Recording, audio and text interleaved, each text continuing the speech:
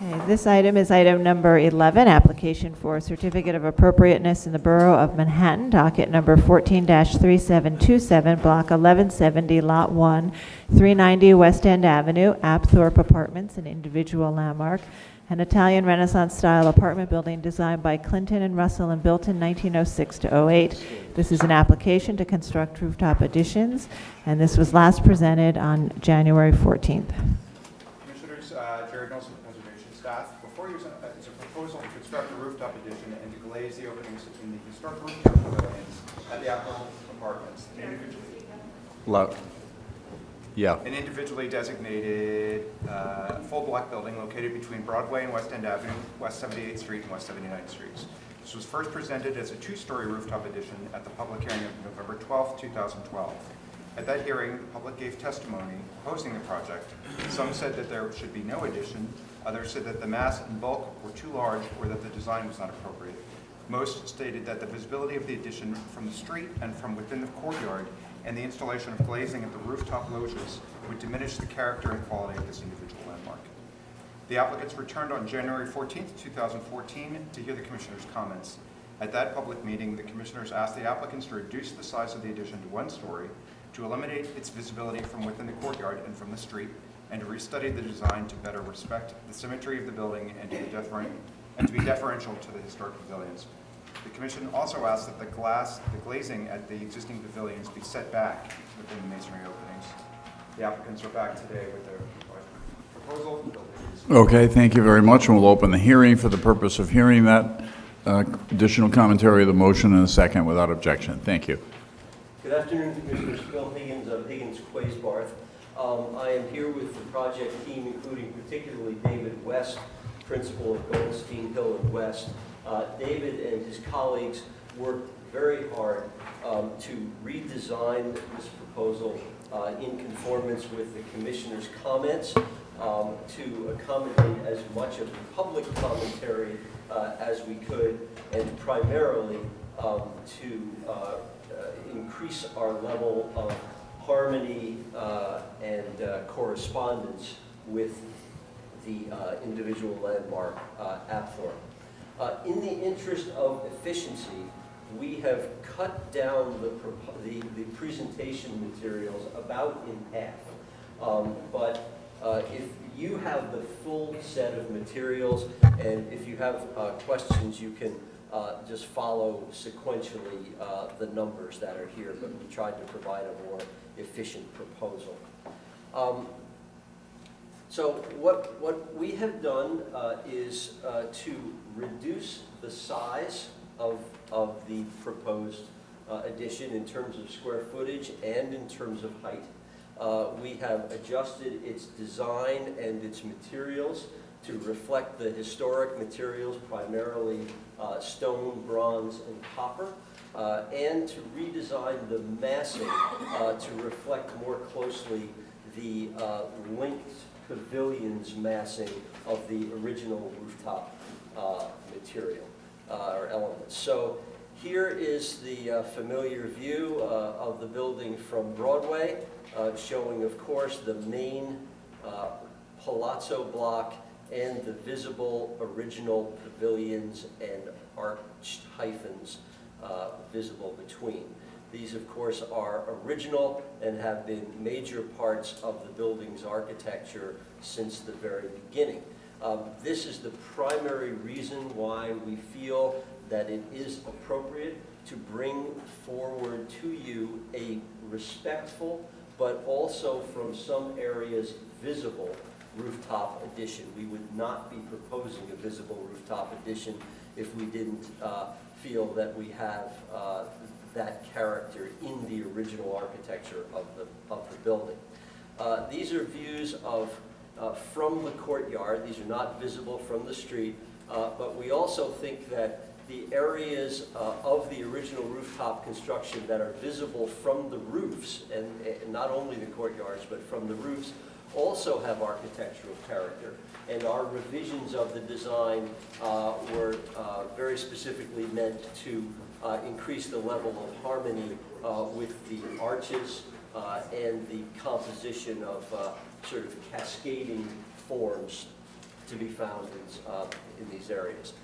There is also, just to remind you, considerable restoration of original elements that is needed, principally masonry restoration, and also the fact that on the end pavilions, all of the original copper cornices and crestings are missing, and they will be put back as is shown in the presentation materials, which you will see.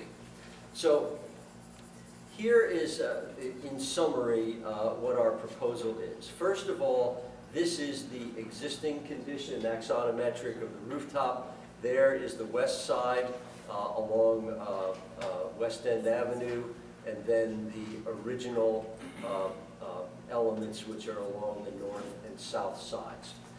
What we proposed previously was this construction. It was a two-story addition which included a one-story base and two-story end pavilions at the north and south ends, and a two-story central area in the middle. There was also this link on the south side that connected the new end pavilion with the old end pavilion, that's the north side, I'm sorry, as well as expansion of the rooftop elements on the inside. The essence of what we are coming back to you with is this view on the lower right. What we have done is to reduce the two-story corner pavilions to one-story corner pavilions that are linked to a two-story center pavilion by one-story hyphens on either side. So we have come much more into character with the end pavilions linked by lower hyphens that are in the original vocabulary. The materials have all been changed to Indiana limestone with copper simplified cornice elements and with actual bronze windows. We have reduced the height of the two corner pavilions by 9 feet 4 1/4 inches. So these new corner pavilions are 9 feet 4 1/4 inches lower than the two-story original previous pavilions. We have kept the center pavilion at 2 stories, but we have reduced its height by 3 feet 9 inches. Also, in the original proposal, the tops of the two-story new elements were approximately 1 foot 4 inches higher than the tops of the original end pavilion. So the new was taller than the old. Our height reduction now leaves the highest point of the new proposed construction 2 feet 9 inches below the height of the original corner pavilion. So there's a literal level of respect there. In terms of setbacks, we have increased the setback of the one-story section by 8 feet 6 inches. And we have increased the setback, by 6 feet. And we have increased the setback of the two-story section by, about 7 feet. Also, on the rear, in the courtyard side, we have increased the setback from the courtyard by 3 feet, an average of 3 feet. So reduction in height, reduction in number of stories, and increase in setbacks all the way across. Here is a rendering of, you wouldn't see this from anywhere, but I think it's a good description of what we are proposing. This is the arrangement of end pavilions, linking elements, and the center pavilion in elevation is much more in line with the arrangement of the original facade, and you can see the lower level of the proposed new construction compared to the old. There is a view from the northwest. We have pushed back this linking element here on the north side by approximately 10 feet. Previously, it had covered part of the arch of this end pavilion. Now it is all the way to the back of that pavilion, so the pavilion is completely freestanding. Here's a view, from the roof. This is the west side. So here is where the existing building ends, the 12th story. This is the one-story linking elements, and there is the two-story center element. We have, as I said, revised the design of the proposed expansions here so that they're much more in line with the massing and that sort of variegated multiple mass arrangement, much more exposure of the arched elements. I'll give you more detail on the window infill in a moment, and we think that we're much more in the spirit of the original rooftop pavilions.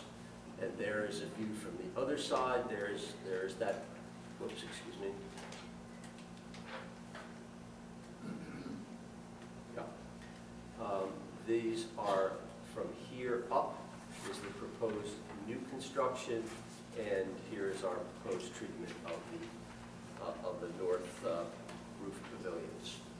So I'll go through these quickly. These are a series of these views that are showing from different angles the previous proposal and the revised proposal, previous and revised, previous and revised. Details of windows, both in the new elements. These are new elements. This is a detail of the proposed north corner pavilion. Before we get to windows, I think it's worth noting that we are proposing, as I said, to use the original materials, Indiana limestone, to be very careful about the coursing of the stone so that it's of the same character and quality as the original. But at the same time, we have purposely simplified the detail a bit. This was kind of a difficult thing to not simplify the detail so much that it turns out to be a sort of watered down version, but also not to do a sort of full-blown reproduction. Again, we've tried to keep the window infill all the way to the back of the masonry. That's about 1 foot 4 inches back from the face of the building, and all of our infill is with bronze windows, Opes bronze windows, and we have kept the window glazing areas as large as possible. The frames around the arched openings are 1 foot, 1 and 11/16 inches, so they're very, very thin. We have a sample, right there. If anyone wants to see this, this is very nice. The material is actually very nice, bronze, and a very simple and thin frame. This is the proposed new, giving you a sense of how the window detailing is proposed. The intention for these railings, set back and angled, is actually not to have them be dark like this. The intention is really for them to be a lighter color that blends more with the sky and with the tonality of the stone. This is proposed infill of the arches, the existing arches. What we have done here is to detail the windows so that the operable portions are hoppers that are at the bottom of the arches. They're largely concealed behind the cornice cresting, so that allows us to have the visible portions of the arches uninterrupted by mullions or muntins. Very, as I said, very simple detailing. This is all the way back, the full depth of the original stone, and there is the 1 11/16 inch bronze frame. This is elevations of the various window types. We've kept when we do have doors and when we do have transoms, we've kept those bars as small as possible. They're about 3 3/8 inches, and then there's the detail of that bottom hopper window. As I said, the missing cornices on the original pavilions are to be restored in copper. We're proposing patinated copper. Here's the materials, Indiana limestone and a patinaed copper for the metal. With respect to visibility, these lines show the areas of visibility. Primarily, of course, they are from several blocks to the north and to the south on West End Avenue, on 78th and 79th Streets, going all the way partly into Riverside Park, and also from the north on Broadway. Comparisons of what we showed you before and the revisions. So for each one of these, there's the existing condition. Here's the revised mock-up. We have revised the mock-up to reflect the revised proposal. And then on the right, we have the previous proposal. Excuse me, on the bottom, we have the previous proposal on the left and the revised on the right.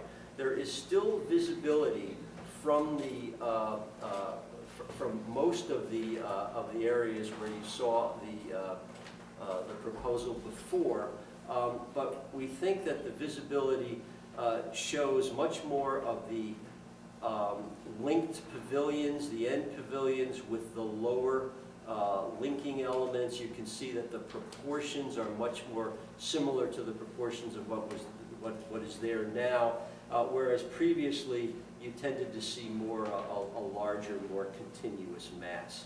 So this is from 78th Street, looking east with your back to Riverside Park. This is in Riverside Park from 78th Street looking east. That's the previous proposal. This is the current proposal. Again, you can see the difference between that slightly taller corner pavilion and the lower linking element in between, and this is seen in juxtaposition with a partial view of the original elements that are up there. So here is West End Avenue looking south from about 80th Street. There is the previous proposal, and here is the current proposal. Bill, Go back. Yes.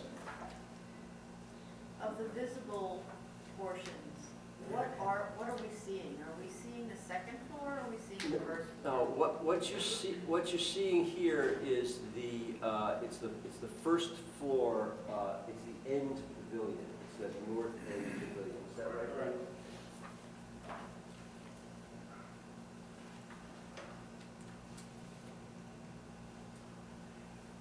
So this is Broadway looking south, and there's what you saw before. Here's what you see now. Much more clearly, you are seeing the end pavilion and the linking element. This, we think, is a particularly crucial view. These are the courtyard views. So here is the existing, this is the arch, the main arched entry with Broadway to our back. So there's the existing condition. That's the 12th floor with its parapet above. Here is the mock-up of what's proposed, the revised proposal. Here is the previous proposal, and here is the current proposal. So you're seeing that much sky where you're not seeing that much sky here. And also the other thing I think you're seeing is that in changing the materials to the stone, and in adjusting the heights, you are certainly seeing the 12th and 13th floors, but you're seeing them mainly in a vocabulary that is similar to the existing parapets and cornices that are at the top of the 12th floor. So here a little farther in, That is the previous proposal, and this is the revised proposal.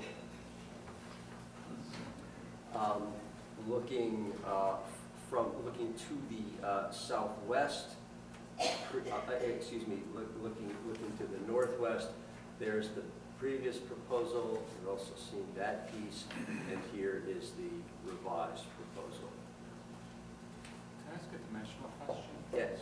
I'm having trouble, and senior citizen eyes are not able to see on your section. Yes. Height from roof to parapet on the corner towers and floor to floor on the two-story portion. Right. We have taken our heights. We think that the most sensible way to compare these things is to take the heights previous and revised from the, let's see if I can find a good place to show this. Sorry about this. Yeah. We have taken our heights comparatively from the bottoms, the top of the cornice, the bottom of the cresting, because we are proposing a platform that goes anywhere from 2 to 3 feet on top of the existing roof, so that we can get mechanicals underneath.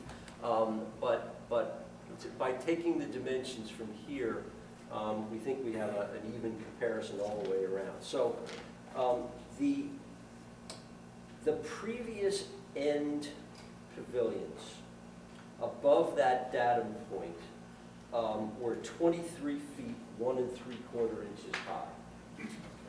We are now proposing new end pavilions that are 13 feet 9 1/2 inches high. That is a reduction of 9 feet 4 1/4 inches. The two-story portion in the center, the previous one was 23 feet 1 3/4 inches above that datum point, and the new one is 19 feet 4 1/2 inches, which is a reduction of 3 feet 9 1/4 inches. The one-story hyphens are kind of difficult to compare because they were previously completely covered by two-story construction, and now they are reduced. But they are above the datum point. They are 10 feet 7 1/2 inches. And then there are two areas, as you can see on the model, where there are mechanical enclosures on top of those. And those are about 8 feet high, David. And they show up, frankly, they're rendered too short in the model, but they are shown correctly in the mock-ups. So anything you're going to see of those are shown in the mock-up photos. All right, so if one is trying to understand the height of these things, and whether obviously they are reducible in height for practical purposes, you're starting from a, is that mic on? Just Oh, want to, sorry. yeah, just. You're starting from a datum that is not really the floor line of the interior space, but it's kind of close to that floor line more or less because you're both going down because of the parapet and going back up because of this plenum. Right. And let me just comment on your question for a minute, if I can also. In terms of reducing the height of things, our feeling was that we really needed to balance height with respectful design. So for example, when we could have made the corner towers, corner pavilions lower, but then we feel we would have lost that expression of a slightly higher pavilion and a slightly lower connector. We could have made the connectors lower, but then we feel we would have lost the expression of a solid stone parapet going across. So I don't want to get in the way of the thing. I think you should move on a little bit. okay. Get facts. Okay. keep So I'm going. just about finishing the comparative. We've been through these, been through those. I think again, we've seen all of these. That's the previous proposal from the courtyard. That's the revised proposal from the courtyard.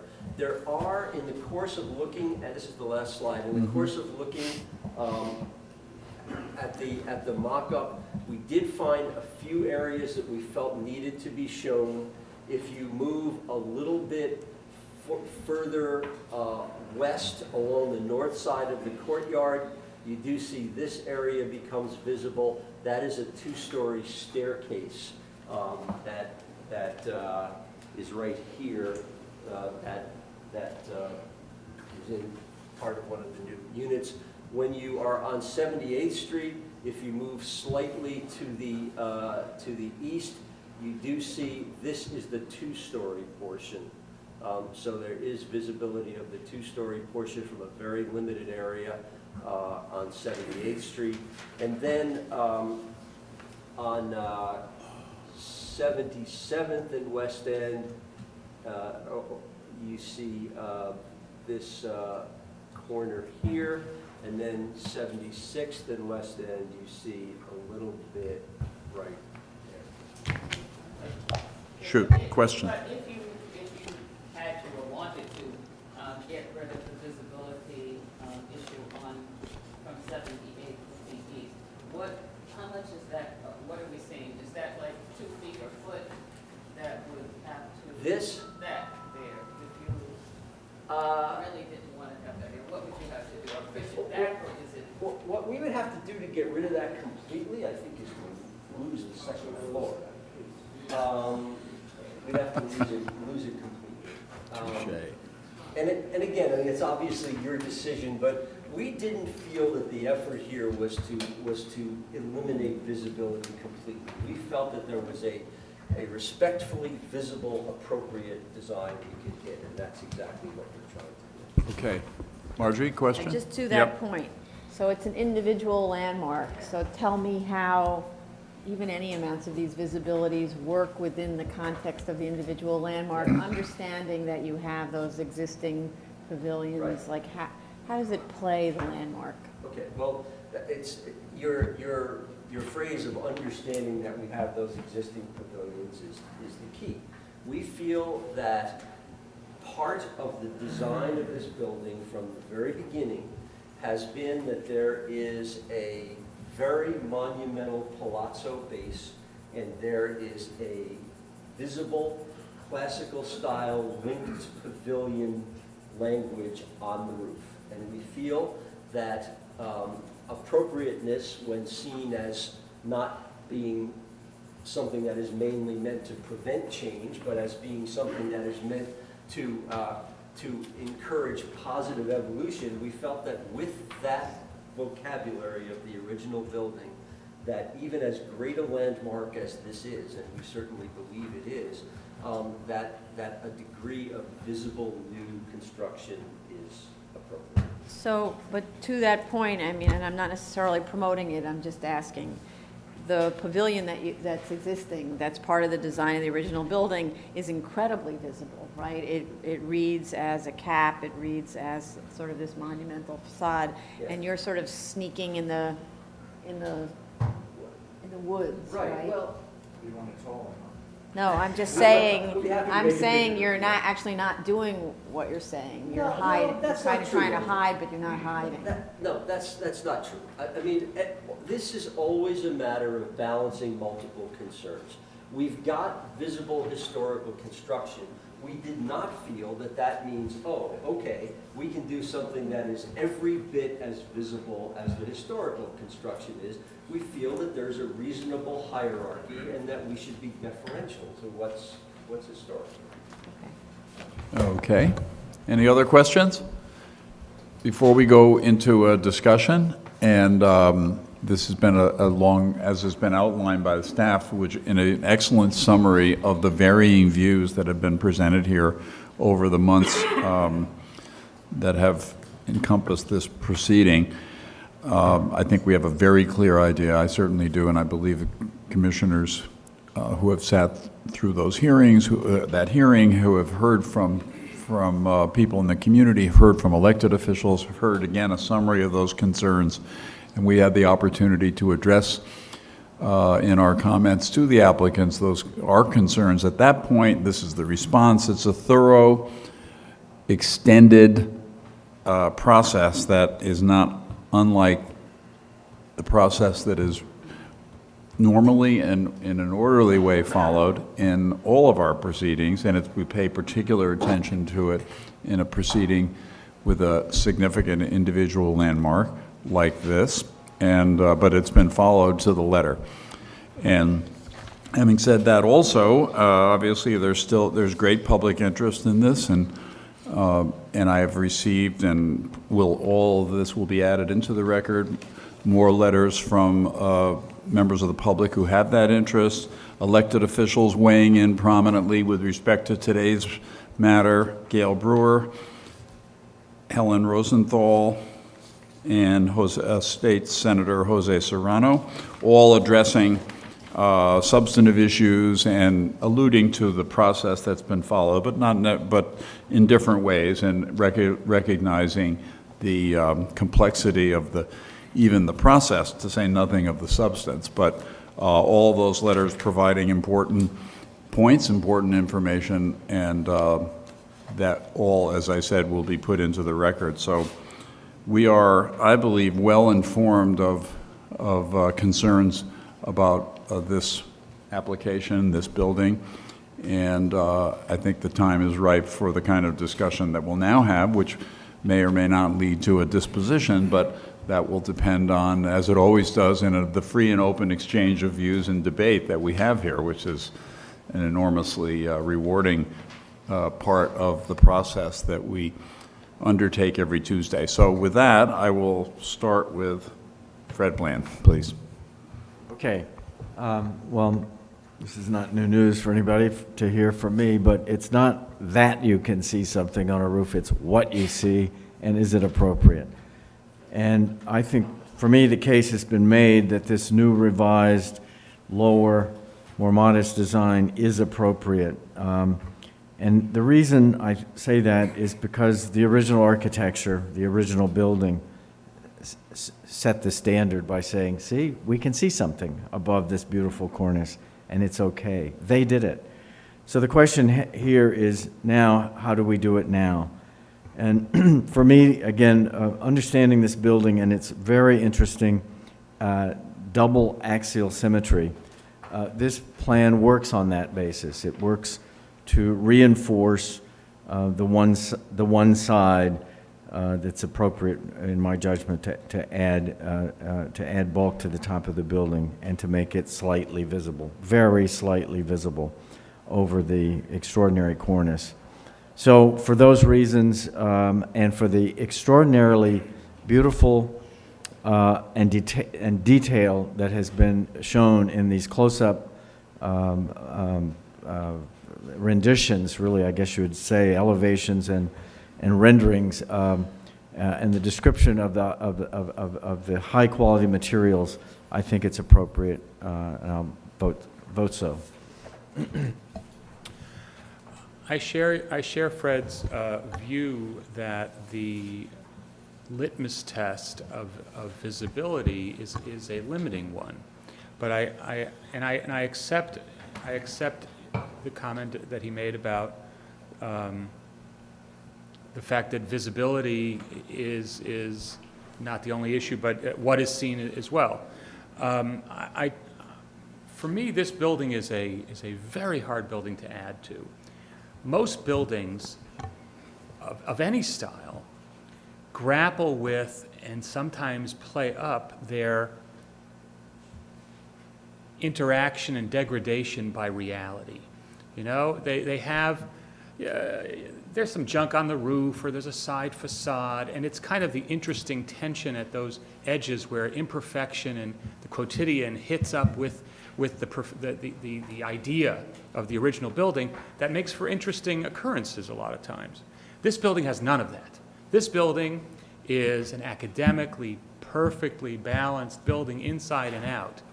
And it is one of the rare buildings where you can say that about it. I mean, you know, off of a college campus, or it's platonic in a way. It's very much what it wanted to be in all details, on the roof, at the base, inside and out.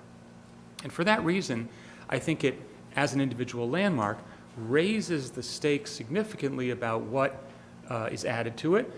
And I think for me also, visibility is less of an issue than what is being added and how it seeks to modify the original landmark. I think that this application is much better than the previous one. It is much more deferential in style and in materials and in details. I think that the massing generally from the outside is, for me, almost appropriate. I think that visibility should be reduced where it doesn't hurt to do so. And I think that the things that Bill was talking about in terms of, well, if you reduced it here, then we'd lose this distinction. I'm sure that the talented design team could come up with ways of having their cherry pie and eating it too. Where the scheme for me is not acceptable yet is on the interior courtyard, where the rigor and formality that the original architect applied to the interior of the courtyard falls apart in this application. Even though it's not visible, I think that it is reasonable to consider that as a public form of this building, that the way that the courtyard is added to on the sides with what is there in other locations could have been a very appropriate jumble of quotidian parts on what is admittedly not the formal side of the building. Here it is the formal side of the building, and it is an individual landmark, so that should be developed to a similar extent. And I think, though, also, there's no need to go to the two-story if it is deemed not to be appropriate, and I think that they could work it out in such a way that the visibility would be reduced and make it not a two-story or reduce the floor-to-floor heights. Marjorie? Yeah, so picking up on Michael's comments, I feel the same way about the building in the sense that it is this pristine building. It's so interesting, so rare that we see a building that has nothing going on the roof. So you can't say, oh, look, I just took off a water tank and replacing it with this lovely penthouse that's just a little bit visible. So that's the first step. And then the second step is to say that there's this fantastic pavilion that exists on the roof, but it's proud. It announces itself. You can see it. So from my perspective, I'm really not understanding if you're using that pavilion as your, as the design initiator, then why this addition sort of hides in the corners and lurks. And I'm not saying that the building can handle an asymmetrical addition. I don't think it can. So then I wonder, then why am I seeing these little bitty blips sticking up above the cornice line, which is otherwise a perfect cornice line, which does not have any imperfection. So so my feeling is normally I don't really think that much about seeing a tiny little visible something, but here, because of the perfection of the cornice line and the rest of the mass, I think of that as an imperfection. So I do think that the visibility should be reduced to not visible, and the design of the penthouse itself is very attractive, is very much in keeping with the character of the roof, but it's, you know, to be seen from whatever, the roof of the building across the street, something. Roberta? Okay, so I think I'm not objecting to the fact that there is a two-story penthouse on the roof, but I think that because the building is an individual landmark, that it does deserve some special love and attention here. And I think that the fact that there is something that you can see when you look at it, you recognize it as part of the historical building, and you see the symmetry that's there, and you think of that as part of what's existed for a long time. So I guess I would be satisfied if I did not see the new addition, because I don't think that it adds anything to the skyline of this individual landmark. That's good. So I'm just saying, for me, if it was lower and not visible, I'd be all right. Yeah, I think I kind of come to the Fred and Michael somewhat, aside, which is, I think that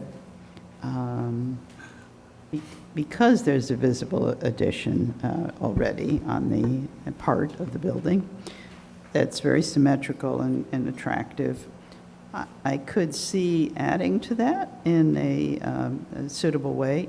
And the fact there's kind of spotty additions as it is now because they're trying to keep it from showing, which is, as Marjorie's talking about. And the fact that I agree about the comments about the courtyard. The courtyard, because it is really part of public view for people inside or people coming in or whatever. It's not public view in the normal sense, but that ought to be organized in such a fashion that it complements the building as well. So I guess what I'm saying is, from my perspective, they could have a somewhat visible addition that should be more symmetrical and should also be more, work better on the courtyard side as well as the exterior side. I do think this is a great improvement over the previous presentation, but I think it's still got some way to go. Okay, thank you. Chris? I agree. It's a great improvement, but I think, and it's done so well, I think when we see the visibility, it's just too visible. It should be, whatever is up there should be invisible. Michael? Well, I'm glad I'm glad there was some reference to the previous proposal because I was reminded of how egregious that design was compared to this one. And somehow I feel as if we're being asked to purchase now the lesser model and be relieved about it. And I'm just not. Briefly, to me, this individual landmark is really the non plus ultra of apartment design in New York City. And it has 2 pavilions on it that are part of the original design. For me, visibility of anything else above the cornice line is not acceptable. And so I can't approve. Okay, so I think everyone's heard what has been said, which is no visibility, that's a given for a consensus. And then secondly, the other design issues that have been raised in different ways by different commissioners.